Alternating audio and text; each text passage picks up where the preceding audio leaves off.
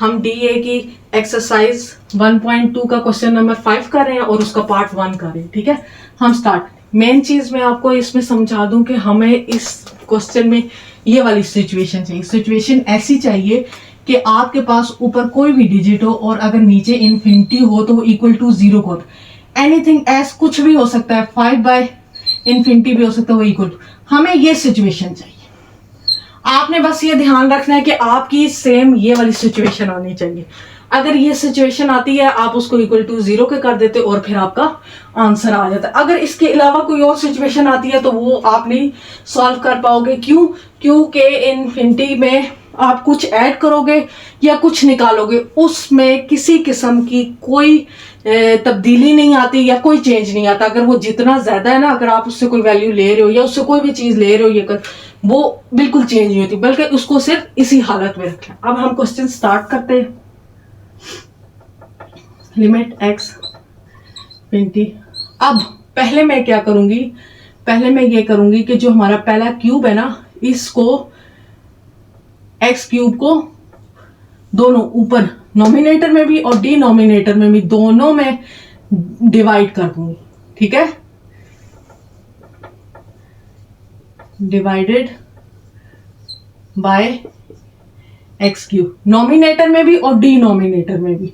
दोबारा से रिपीट कर रही हूं कि मैं डिवाइड कर दूंगी किसको, x क्यूब को नॉमिनेटर में भी, डिनोमिनेटर वैल्यूज में भी, इक्वेशन में भी हर वैल्यू के साथ डिवाइड कर दूंगी।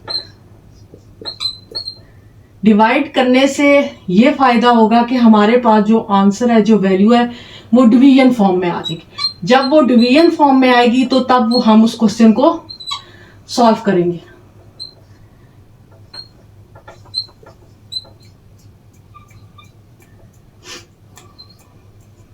ये से कट जाएगा 1 + 8x + 6/x³, नीचे हो जाएगा हमारे पास, ये से कट जाएगा 4 प्लस ये एक, ये पूरा कट जाएगा और इसमें एक रह जाएगा, 7x माइनस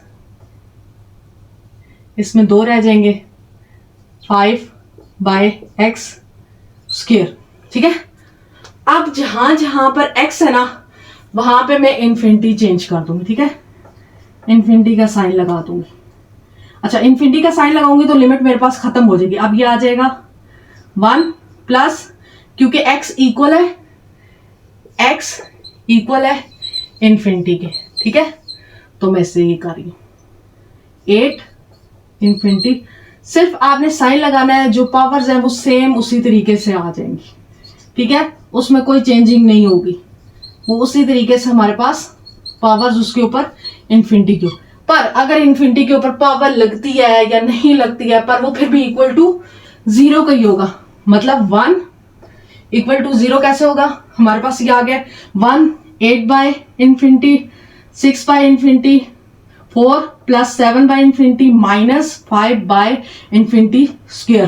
ठीक है, अब हमारे पास यहाँ पे क्यूब है, यहाँ पर क्यूब नहीं है, ये हमारे पास सिंपल है, तो भी हमारे पास क्या होगा, ये 0 होगा, ये 0 होगा और ये 0 होगा और ये 0 होगा। क्योंकि आपको मैंने पहले बता दिया है कि इन्फिनिटी एक ऐसी वैल्यू है कि अगर उसके अंदर कुछ आप ऐड भी करते हैं तो भी वो इक्वल टू 0 के, और अगर आप इससे कुछ ले भी लेते हैं तो भी इसके ये इक्वल टू 0 की होगी, इसके अंदर कोई चेंजिंग नहीं होगी। तो हमारे पास आंसर आ जाता है 1/4।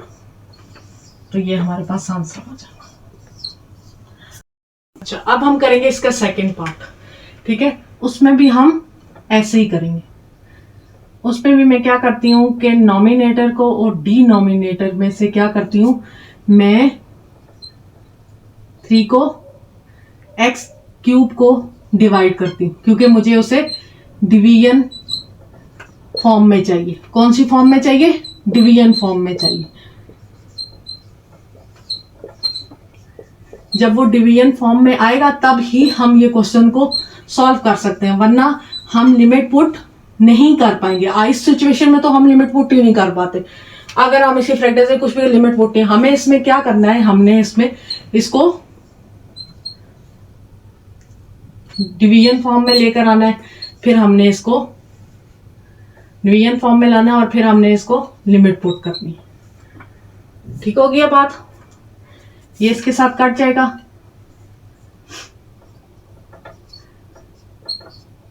क्योंकि x सबको इन्होंने लिमिट के इक्वल किया हुआ है।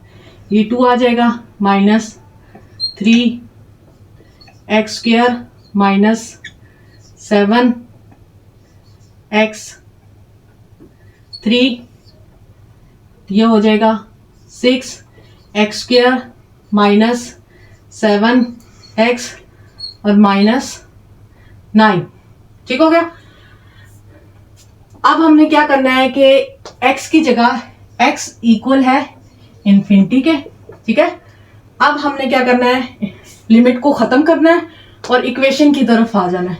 2 + 3 infinity square minus 7 infinity cube 6 infinity square minus 7 infinity x और माइनस 9। अब क्या हो गया, मैंने पहले क्वेश्चन में भी बताया है कि इन्फिनिटी एक ऐसी वैल्यू है कि अगर वो किसी भी इस तरह डिवीजन फॉर्म में आएगी, किसी भी अगर 3 ये आ रहा है, इसके ऊपर क्यूब आ रहा है, कोई भी डिजिट आ रहा है इन्फिनिटी के ऊपर, पावर कोई भी चीज पावर बन के आ रही है, तो वो इक्वल टू 0 की होगी। इन्फिनिटी एक सिंपल लाइफ गुजार रहा है। ठीक है, इन्फिनिटी एक सिंपल लाइफ गुजार रहा है, उसके अंदर लेने से, उससे कुछ लेने से या उसको कुछ देने से उसकी वैल्यू में चेंजिंग नहीं आती। उसने अपनी एक वैल्यू तय कर ली है, वो हमारे पास 0 है।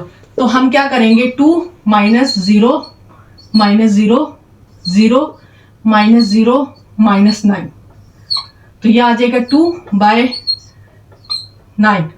माइनस 9। तो ये हमारे पास इसका आंसर हो जाएगा। अब हम करेंगे थर्ड पार्ट, क्वेश्चन नंबर 5 का। सारे में हमारे पास लिमिट्स दी हुई हैं, हमने इन्फिनिटी पुट करना है उसी तरह। अब यहां पर क्यूब नहीं है, स्क्वायर है, तो इसका मतलब है हमने डिनोमिनेटर में और नोमिनेटर में हमने क्या डिवाइड करना है, हमने डिवाइड करना है,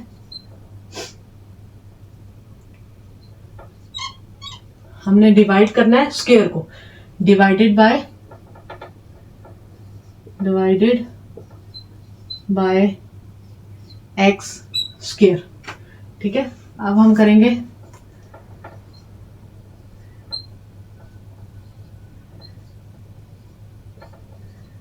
x square 3/x² by x square minus 5x by x square plus 1/x square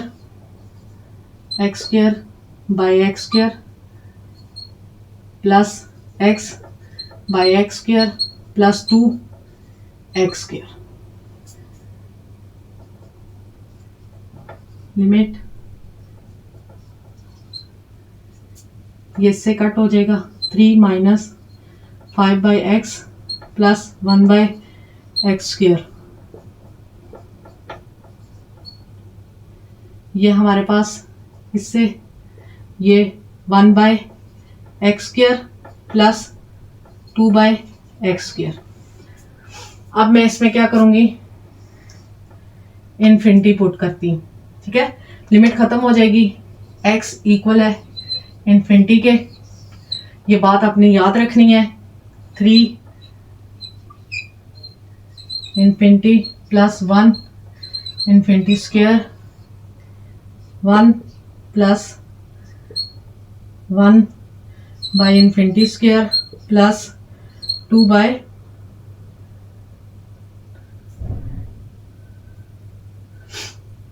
ये 1 बाय इन्फिनिटी है, ये इन्फिनिटी स्क्वायर। ठीक है, मैंने आपको पहले बात बताई है कि इन्फिनिटी सेम एक ही वैल्यू रखता है, चाहे उस पर स्क्वायर आए कुछ भी आए, वो हमारे पास अपने आप को चेंज करने को तैयार नहीं है, वो एक ही वैल्यू पर चलता है, उसकी कंडीशन एक ही है कि मेरे पे जो मर्जी कर दे, मैंने इक्वल टू 0 ही रहना है। तो हमारे पास आंसर आ जाएगा 3। तो ये हमारे पास आंसर आ गया। करेंगे 4 पार्ट। ये हमारे पास थोड़ा सा शॉर्ट सी इक्वेशन है 2 की। अब इसमें स्क्वायर भी है और क्यूब भी है, पर हम क्यूब लेंगे, ठीक है, क्योंकि बड़ा हमारे पास क्या है, क्यूब है, तो हम क्यूब ही लेंगे। क्यूब को हम डिवाइड करेंगे नॉमिनेटर में भी और डिनोमिनेटर में भी, दोनों तरफ हमने किसको डिवाइड करना है, क्यूब को।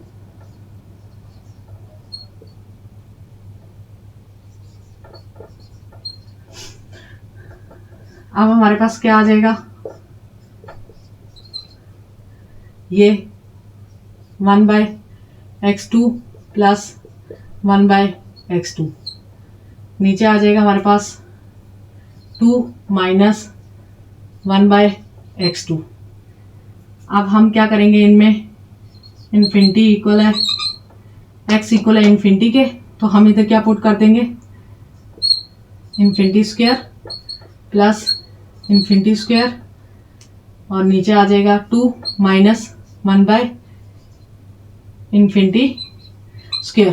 तो हमारे पास इन्फिनिटी क्या हो जाएगी, 0 प्लस 0, 2 माइनस 0, तो हमारे पास क्या आ जाएगा, 0/2, तो वो इक्वल होता है 0 के, तो हमारे पास आंसर क्या आ गया, 0। अब हम करेंगे क्वेश्चन 5, ठीक है। इसको आपने बहुत ध्यान से और गौर से क्वेश्चन करना है, क्योंकि इसमें बहुत सी थोड़ी सी चेंजिंग भी है और थोड़ा सा मेथड हो गया। मतलब अगर किसी, मैं आपको भी स्टार्ट से बताती हूँ कि अगर किसी भी वैल्यू के ऊपर अंडर रूट आ जाए, तो वो कहता है कि मैं अपनी मर्जी से काम करूंगा, मतलब ठीक है, वो अपनी मर्जी से डिवीजन लेता है। और जो ये फिर अकेला हो जाता, फिर इसे अपनी मर्जी से लेना पड़ता है। जैसे कि अभी मैं स्टार्ट करती हूं,